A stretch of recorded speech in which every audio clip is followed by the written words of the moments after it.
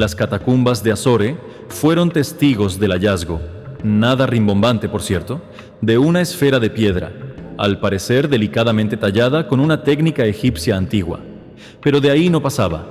Las excavaciones hubieran seguido sin novedad de no ser por la ocurrencia del jefe de antropólogos de la Oficina de Reliquias Nacionales, quien ordenó montar la esfera de piedra en un montacargas común y corriente, de nuevo, nada rimbombante, y trasladarla al Museo Metropolitano, para la complacencia de su homónimo neoyorquino, de visita por aquellos días. La intención era impresionarlo y tratar de sacarle la mayor cantidad de dinero posible, para gloria de su cargo y presunción personal de tal logro, y no por otra cosa. Era una maniobra simple. Desmonta de su base la susodicha esfera, con mucho cuidado de no dañarla, trasládala al museo, deja que haga su magia y de vuelta a su base. No era tiempo de saquear los tesoros kadeshíes de la época de la paz pactada entre hititas y egipcios. Sin embargo, al realizar el cuidadoso desmonte de la esfera, quedó al descubierto un casi imperceptible anillo metálico, no oxidado, que servía de sujeción y base a la misma. Al pasar primero una brocha de excavación y luego un pincel arqueológico más fino, notaron que el anillo no solo no estaba corroído, sino que, tras la limpieza, quedaba reluciente, como acabado de pulir. Aún más, parecía estar compuesto de una aleación que no correspondía ni al oro, ni a la plata, ni al hierro meteórico, ni al electro. Aleación muy lograda de oro y plata, característicos de la metalurgia de aquellos tiempos. Era casi una aleación científica, platino combinado con rutenio e iridio, un descubrimiento impensable para aquella época y, además, impensable como ornamentación de relieves o figuras talladas en piedra del Egipto de los faraones.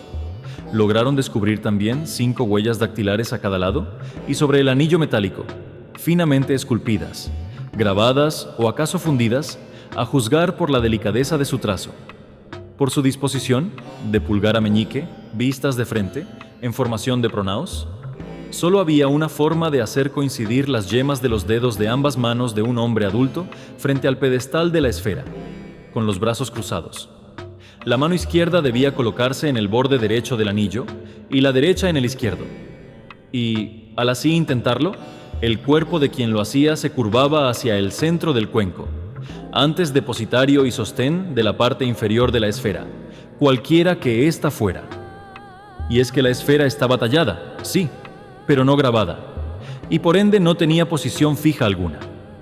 Cualquiera de sus partes, siendo una esfera, podía fungir como base. Al adoptar dicha postura, el rostro del sujeto quedaba alineado de tal forma que, con un buen soplido, podía quitar el polvo de la parte más honda de la olla receptora de la esfera, esculpida también en piedra. Todo era previsible, pues, todo normal, salvo la misteriosa aleación del cintillo metálico. Pero, por las galas vividas en aquel momento a causa de la visita estadounidense, los trabajadores de campo concluyeron no hacer más nada que tomar nota y esperar a que las aguas volvieran a su cauce normal una vez terminado el evento especial.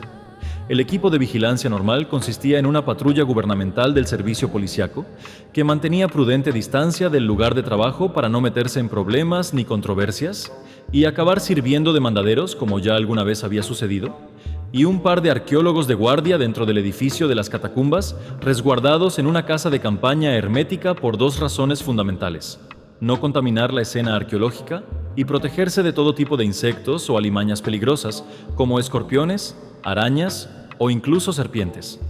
Así pintaba que sería la semana de festejos de la oficina, una semana de espera. 2 arqueólogos fueron los afortunados elegidos al azar, en una rifa, para montar guardia durante ese lapso, mientras el resto del equipo hacía acto de presencia en las oficinas centrales, y por lo demás, descansaba del trabajo de campo.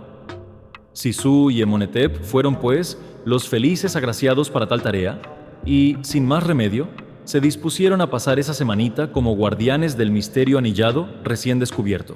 Fue al 4.º día de guardia, ya entrada la noche y en la penumbra, casi oscuridad, de las catacumbas, cuando les dio por entrar en una sesuda discusión acerca de la finalidad del anillo misterioso, de las huellas dactilares grabadas en él y de la posición reverencial que adoptaba el sujeto que hacía coincidir dedos, manos y cuerpo entero al asumir la postura de ensamble, tal como les había dado por llamarla.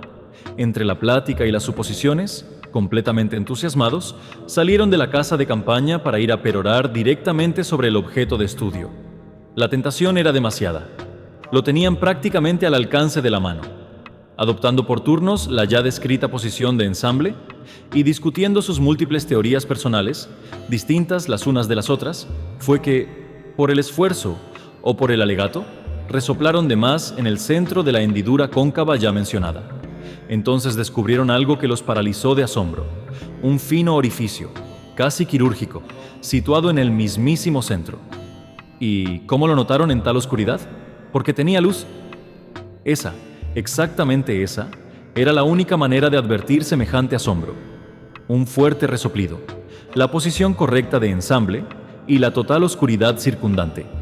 De primer impulso quisieron salir gritando a anunciar su descubrimiento, pero una vez medio asimilada la sorpresa inicial, se contuvieron y llegaron a la conclusión de que esperar era la postura más correcta. Empezaron entonces a elucubrar sobre tesoros de reluciente oro, minerales fosforescentes, piezas extrañas fotoluminiscentes, ríos subterráneos, sarcófagos mágicos, etc. Poco a poco recobraron la calma y decidieron irse a dormir para asimilar mejor la sorpresa y, al día siguiente, abordar el asunto con mayor serenidad, y no como pubertos incendiados por una travoltística fiebre de sábado por la noche. De cualquier forma, aún faltaban 3 días de guardia para que los demás se reintegraran al trabajo normal y rutinario de siempre.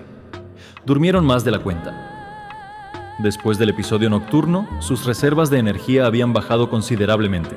Necesitaban descansar y además digerir, consciente y subconscientemente, el evento vivido.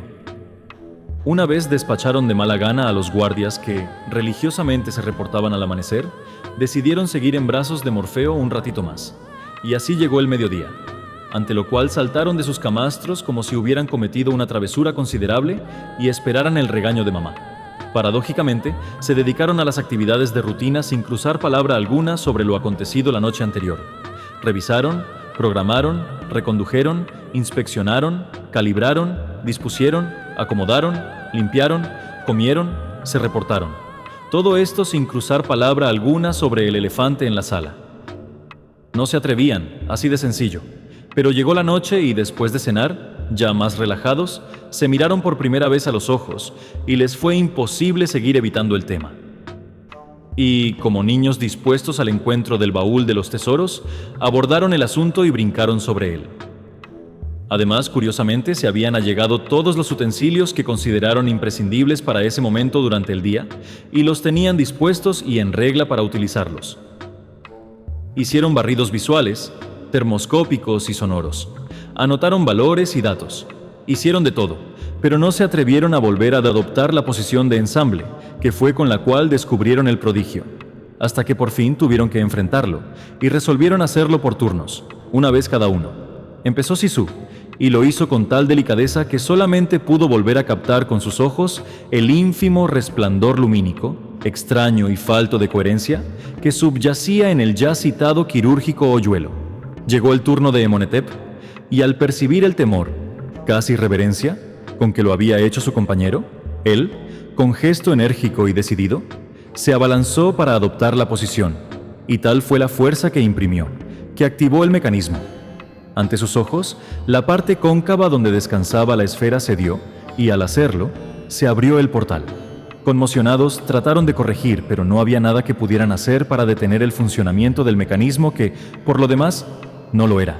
No fue el sonido de goznes ni de roce de piedras. Fue un zumbido tan desconocido que la piel se les erizó al comprender que estaban ante una energía desconocida. Dentro del portal, y muy al fondo, lejana y de dimensiones titánicas, una esfera grabada con cuneiformes hititas y jeroglíficos egipcios brillaba con un verdor azulino desconocido en tal prisma vectorial. La luz giraba alrededor de la esfera, pero no ascendía en haces con la normalidad de la luz conocida. Era una extraña danza alrededor de la esfera y solo ahí. El resto eran sobrantes o reminiscencias que alcanzaban al ojo humano de una manera que éste no estaba acostumbrado a decodificar. No comprendía la ley universal que aplicaba para tal efecto lumínico, sencillamente ininteligible y, por ende, irracional para el cerebro. No sabían qué hacer, cómo proceder. Estaban atónitos, y punto. Y así pasaron horas en silencio, contemplando ya no el prodigio, sino el celestial evento incomprensible para ellos. Extasiados, como drogados, completamente abducidos, aniquilados. Cuando volvieron en sí, con una sola mirada se pusieron de acuerdo y con una lona lo suficientemente grande y un esqueleto de aluminio liviano, taparon el agujero donde antes existía una columna que sostenía una esfera de piedra y se fueron a dormir, atónitos del todo. Al día siguiente, lo mismo.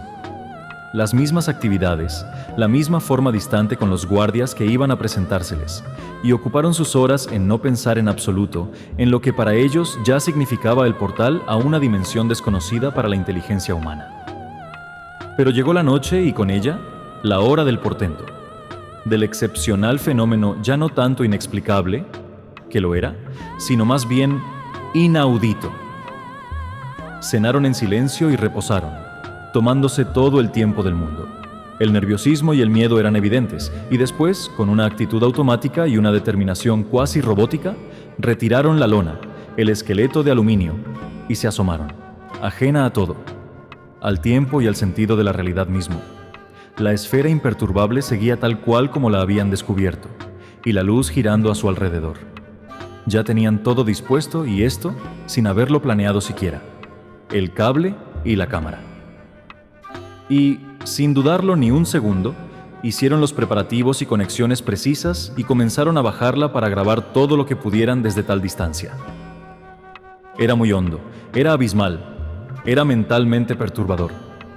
Era estar ante la presencia de una divinidad muy antigua. La cámara fue bajando por la guía descendente y el monitor fue captando una inmensa cueva que tenía grabados ignotos en todas sus paredes. Un enorme espacio ceremonial, una enciclopedia desconocida por completo. Y conforme más bajaba, se presentó un hecho inquietante. Aunque todo ahí lo era, entre más descendía la cámara, la toma se volvía más oscura. Había entrado en una especie de neblina oscura, aunque desde arriba diera la sensación de que se acercaba cada vez más a la luz. En determinado momento dejó de bajar. Comenzó a flotar, y toda la guía metálica, junto con el cable, quedaron suspendidos en un, a todas luces, espacio de excepción. Ya no se distinguía nada más que sombras confusas que no aportaban información visual relevante alguna. Subieron la cámara y Emonetep lo dijo como descargo, como alivio, como penitencia y emancipación, como inmolación. He de bajar yo mismo, deseo ver... Inmediatamente, Sisu le respondió: no esta noche, mañana será la última noche que estaremos tú y yo solos de guardia aquí. Mañana lo haremos en nombre de la ciencia, de la humanidad, y de nuestra salud mental, en todo caso. Y una moneda decidirá si serás tú o yo quien baje. Casi amanece. Los dos, en ese trance terriblemente afiebrado por develar el misterio, se miraron a los ojos y descubrieron en la mirada del otro que estaban hablando en serio, que realmente pensaban hacerlo. El tercer y último día de aquella guardia obligada, que se había convertido en un viaje febril e insólito de los sentidos, durmieron hasta tarde, muy tarde. En el temprano atardecer pidieron a la guardia policial hacerse cargo de que nadie, ni por asomo de imprudencia o curiosidad, se acercara a la entrada de las catacumbas. Y eso que se habían asegurado de camuflajear correcta y exageradamente el acceso al hallazgo. Partieron rumbo a la cercana ciudad en pos de sus familias, y sin haberlo pensado siquiera, se iban a despedir. A verlas por última vez, a hacer una silenciosa y no expresada promesa, casi plegaria. Nos volveremos a ver, quiera Dios que así sea. Regresaron en la temprana noche, a eso de las 20 horas escasas. Ya venían aseados, deliciosamente limpios tras una buena, larga, relajante y necesaria ducha para calmar los ánimos. Cambiados con su ropaje de faena más nuevo, cenados y bien despedidos. Todo estaba listo para, a una moneda, echar a la suerte quién sería el elegido para tratar de ver de cerca el umbral del misterio milenario que los había estado esperando, según los datos históricos disponibles y conocidos, alrededor de 5.000 años, para darles la bienvenida. O eso esperaban. La moneda voló y cayó. El elegido fue develado y, sin más cortapisas, se dieron a la tarea de disponerlo todo, pues ya lo habían dejado preparado para ese trascendental evento nocturno. La última noche de su estadía en solitario, su última oportunidad, su momento trascendente. Solo suyo. Emonetep ganó el volado. Él sería quien descendería a encontrarse con el misterio, ya para esos momentos con la extraña divinidad. Así lo pensaban, aunque no lo dijeran abiertamente. ¿No les cabía duda alguna? Sisu, muy para sus adentros, respiró aliviado. Emonetep siempre había sido el más audaz de los dos. Empezó el descenso con el polipasto arqueológico motorizado que disponía de lo más básico: un cable de soporte, una línea de vida y un sillín de acomodo y seguridad. Los radios ya estaban integrados al casco para la máxima comodidad de llevar ambas manos libres. A cada paso, el diálogo profesional. Metros descendidos, temperatura, atmósfera previsible, hallazgos menores, gravedad. En este caso porque el día anterior la cámara había levitado. Llegaron los 100 primeros metros y Emonetep tuvo que decirlo. Tengo frío. ¿Son mis nervios, Sisu? No, Emonetep. La temperatura, según desciendes, va bajando. Nada alarmante, pero sí perceptible. Tranquilo, vas bien. 200 metros.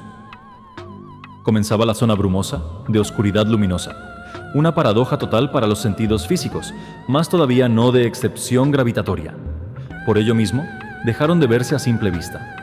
Todo era a través de la camarita del casco, que consistía en una cámara doble.